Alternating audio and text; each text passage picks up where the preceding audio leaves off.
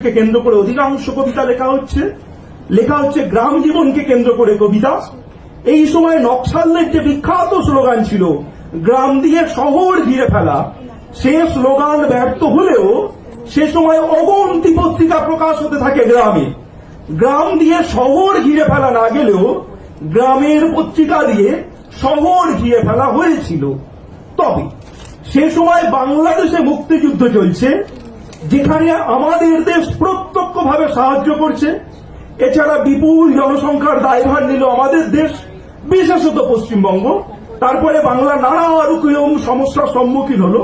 অথচ তখনকার কবিবর্গের কলম থেকে একটি লাইনও কেন সেই মুক্তিযুদ্ধ নিয়ে সেই দশকে বেরিয়ে এলো না, এটা কিন্তু বিস্ময়। আজ অর্ধ শতক পেরিয়ে এসে এই নিয়েও কিন্তু গবেষণা করবার প্রয়োজন আছে। এই গবেষণা হয়তো নকশাল আন্দোলন ব্যর্থ হওয়ার যে কারণগুলো আমরা জানি তার সঙ্গে আরো একটা কারণকে জুড়ে দিতে পারে। আর